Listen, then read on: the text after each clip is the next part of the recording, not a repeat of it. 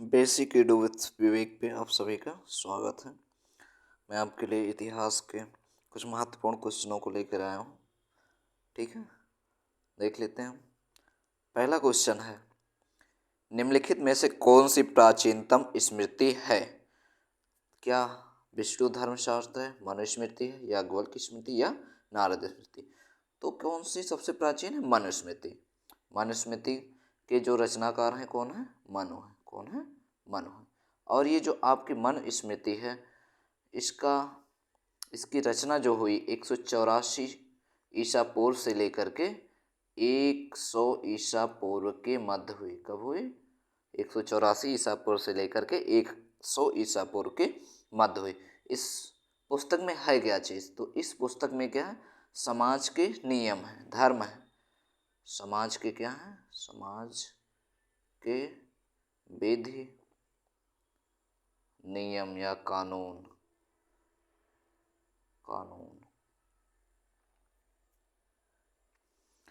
मनुस्मृति को आचार संहिता का सब विश्वकोश कहा जाता। आचार संहिता का विश्वकोश कहा जाता। क्या कहा जाता? आचार संहिता का विश्वकोश कहा जाता है। ओके, तो हमारा कौन सा आंसर सही? Option B. अगला क्वेश्चन हम लेते हैं, मगध में शाही मौर्यों के ठीक बाद उत्तराधिकारी कौन थे? तो मगध में शाही आर्यों के बाद अगर कोई उत्तराधिकारी था तो कौन था? क्या कुषाण थे, पांड्य थे, सातवाहन थे, या शुंग थे? तो कौन थे? आपके शुंग थे। कौन थे? शुंग थे। हम देख लेते हैं मगध में जो राजा हुए, जो राजवंश हुए, तो सबसे पहले अगर मगध में कोई राजवंश मिलता है तो कौन सा मिलता है? हर्यक। कौन सा? हर्यक। हर्यक के बाद शिशुनाग वंश मिलता है। शिशुनाग वंश मिलता है। शिशुनाग के बाद कौन सा मिलता है? नंद वंश मिलता है। नंद वंश के बाद कौन सा मिलता है? मौर्य वंश मिलता है। मौर्य वंश के बाद कौन सा मिलता है? शुंग वंश मिलता है। कौन सा? शुंग वंश। शुंग वंश के बाद कणव आता है आपका। कणव के बाद आ जाता है आंध्र सातवाहन, जिन्हें कहते हैं सातवाहन आ जाते हैं। सातवाहन के बाद जो आते हैं आपके, वो है गुप्त। कौन है? गुप्त आ जाते हैं। गुप्त के बाद गुप्तोत्तर काल हो जाता है। तो यहाँ हम देख रहे हैं मौर्य के बाद कौन आए? शुंग आए। कौन आए? शुंग। और ये जो शुंग वंश था, इसका पहला राजा हुआ था कौन? पुष्यमित्र शुंग। कौन सा? पुष्यमित्र शुंग। पुष्यमित्र शुंग। और इसका अंतिम राजा था देवभूति। कौन था? देवभूति अंतिम राजा था। ठीक है, हम अगला क्वेश्चन ले लेते हैं, शुंग वंश का अंतिम शासक कौन था? तो अभी हमने बताया शुंग वंश का अंतिम शासक कौन था? देवभूति था। कौन था? देवभूति था। आपका जो सुशर्मा है, कौन? सुशर्मा, ये आपका है कणव वंश का अंतिम शासक। किस वंश का? कणव वंश का अंतिम शासक। ठीक है, अगला क्वेश्चन हम ले लेते हैं, गौतमी पुत्र सातकर्णी किस वंश का शासक था?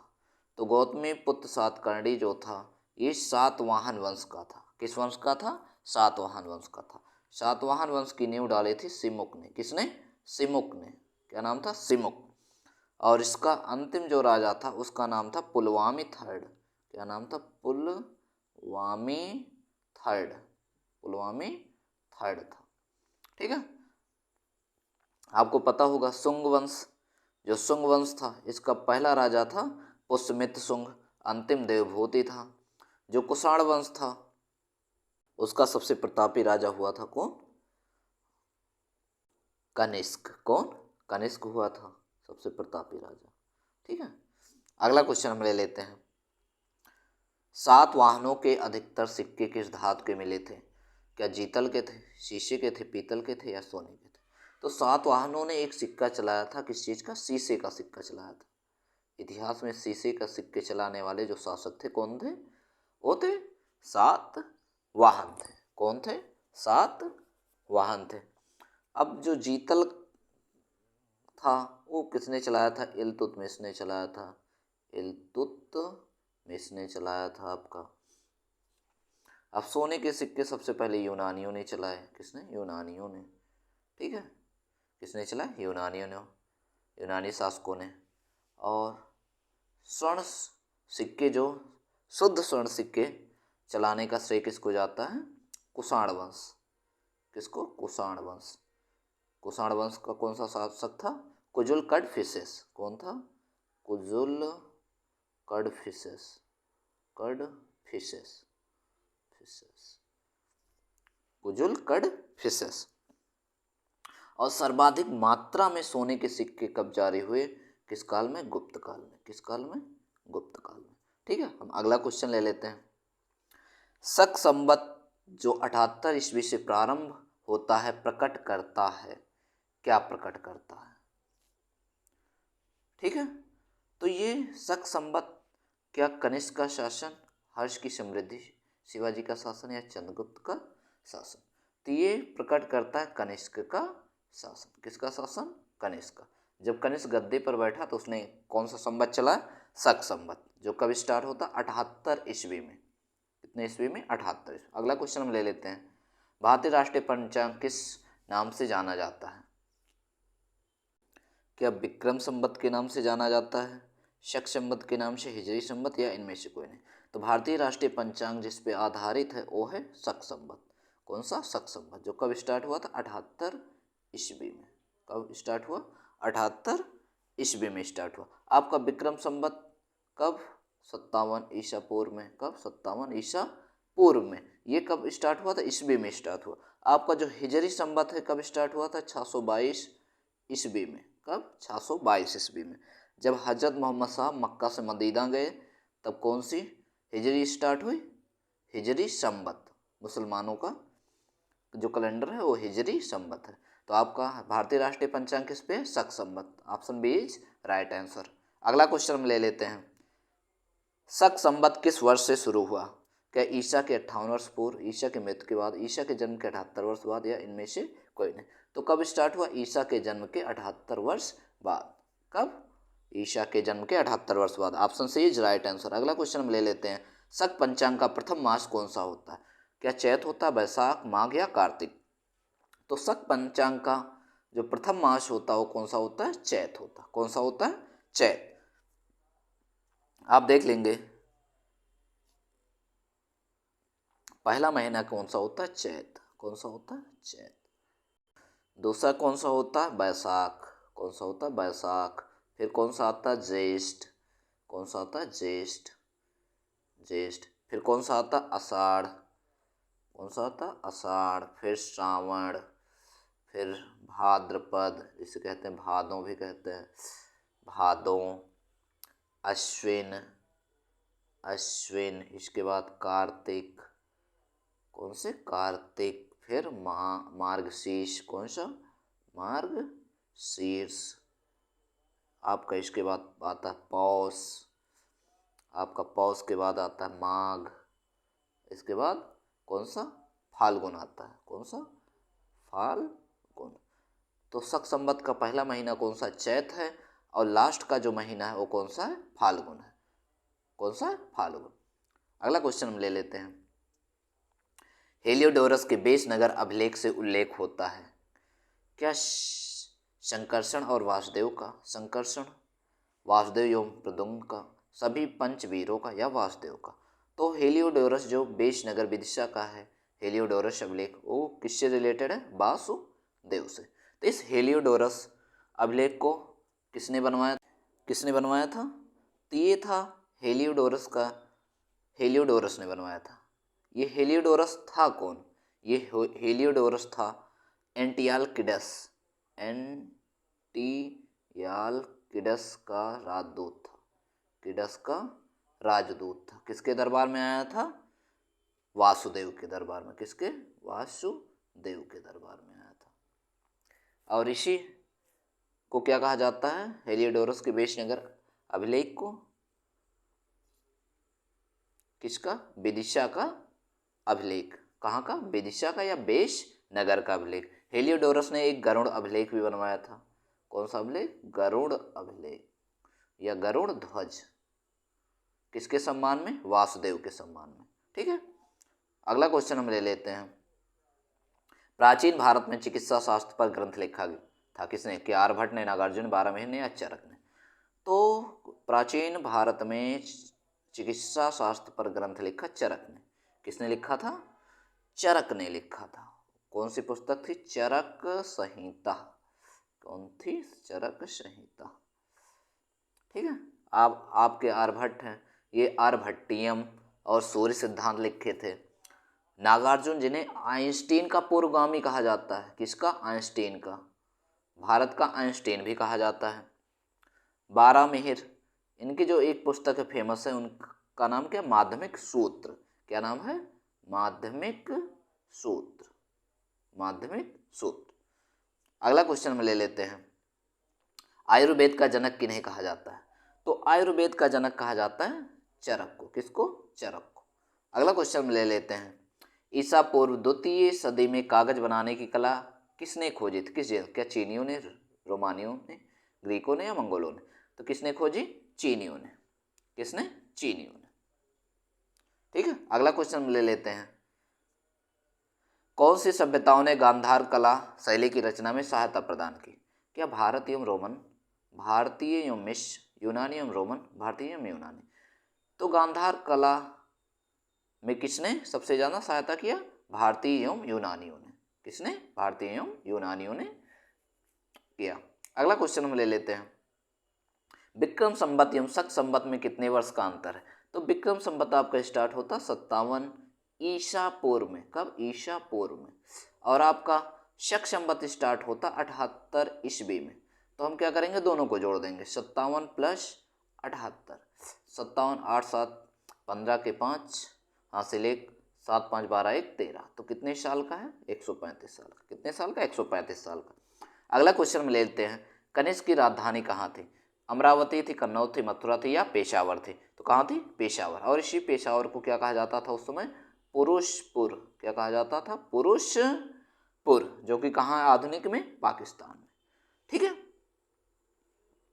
कनिष्क की दूसरी जो राजधानी थी, सेकंड राजधानी थी, वो कहाँ पे थी? मथुरा में। कहाँ थी? मथुरा में। पहली राजधानी कहाँ थी? पुरुषपुर, पेशावर, और दूसरी मथुरा में। ठीक है, अगला क्वेश्चन में ले लेते हैं। भारतीयों के लिए सिल्क मार्ग किसने आरंभ किया? कौन सा मार्ग? सिल्क मार्ग।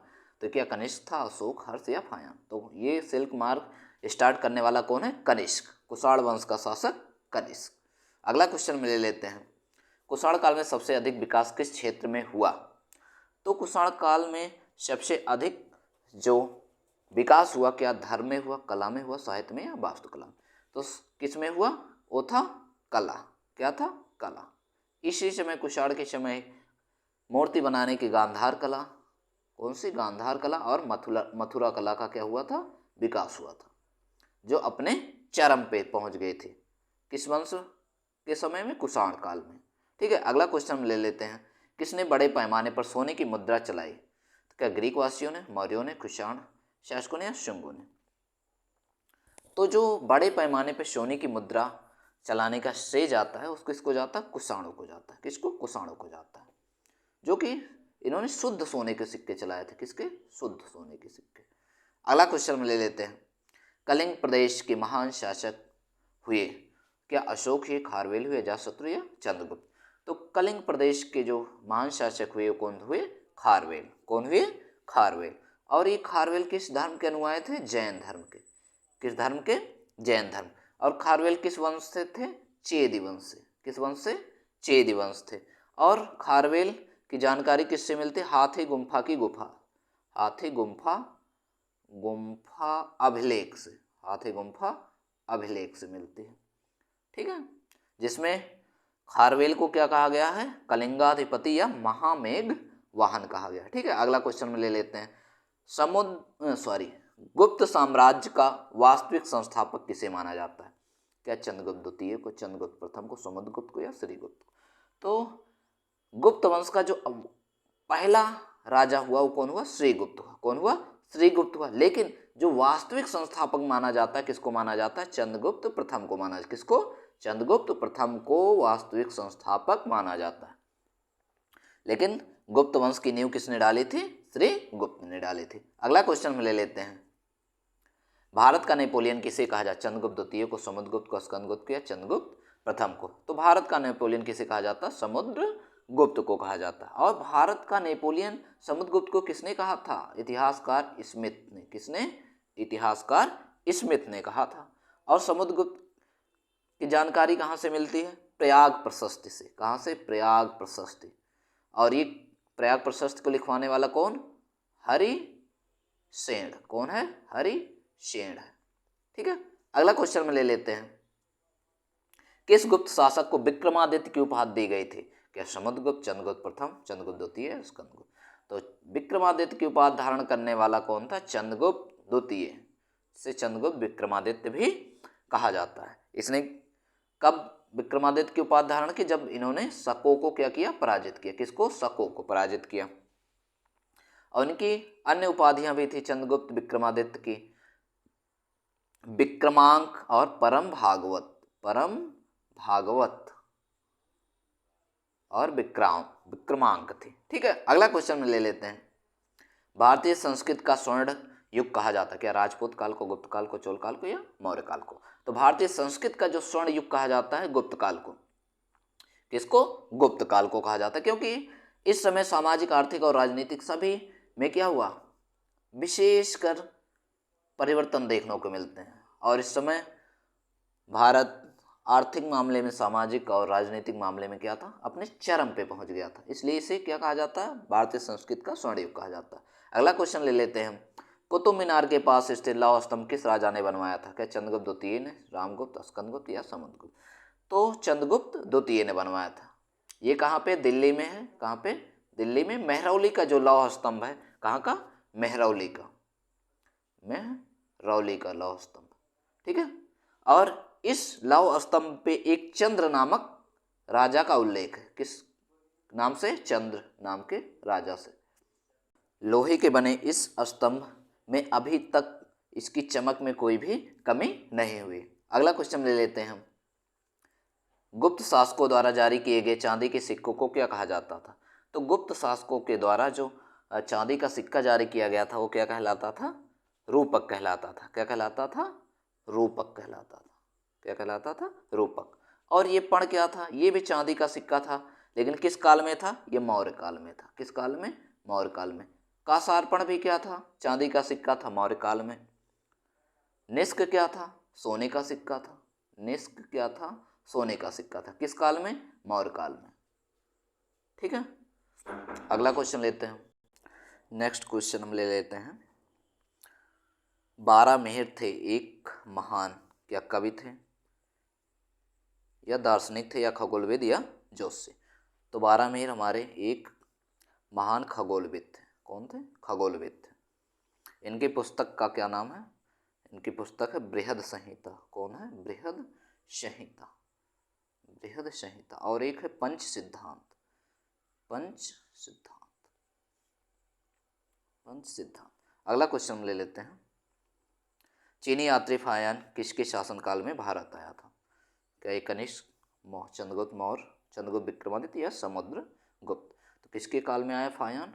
चंद्रगुप्त विक्रमादित्य, जिसे चंद्रगुप्त सेकंड भी कहा जाता है। तो ये कब आया था? चंद्रगुप्त विक्रमादित्य के दरबार में। ये भारत आया 399 से 414 ईस्वी तक भारत में रहा। हम देख लेते हैं चीनी यात्रियों के आने का क्रम। तो इसके लिए एक ट्रिक है। चीनी यात्री को फांसी हुई। क्या? फांसी हुई। तो फा से क्या है? फाह्यान है। कौन है? फाह्यान। सी से क्या है? शुंगयोन है। कौन है? शुंगयोन है। हो से वैनशांग है। वैनशांग है। ई से क्या है? इत सिंह है। कौन है? इत सिंह। वैनशांग आया था हर्षवर्धन के दरबार में। किसके दरबार में? हर्षवर्धन के दरबार में। अगला क्वेश्चन लेते हैं। किसके परिणाम स्वरूप 5वीं शताब्दी में गुप्त साम्राज्य का पतन हो गया? क्या चालुक्यों के छापों के कारण, ग्रीक आक्रमण के कारण, होड़ों के आक्रमण या पल्लवों के छापों के कारण? तो क्या हुआ? होड़ों के आक्रमण के फलस्वरूप क्या हो गया? धीरे धीरे गुप्त साम्राज्य का पतन हो गया। और होड़ों के ही क्या कहा जाता था? मलेच्छ कहा जाता था। क्या कहा जाता था? मलेच्छ। मलेच्छ। अगला क्वेश्चन हम लेते हैं। किस गुप्त शासक ने आक्रमणकारी होड़ों अपने साम्राज्य की सफलतापूर्वक रक्षा की थी? क्या स्कंदगुप्त, चंद्रगुप्त प्रथम, चंद्रगुप्त द्वितीय, समुद्रगुप्त? तो ये कौन सा शासक जिसने होड़ों को सबसे ज़्यादा क्षति पहुंचाई थी, कौन सा है? स्कंदगुप्त। ठीक है, आपके क्वेश्चन 23 क्वेश्चन समाप्त हुए।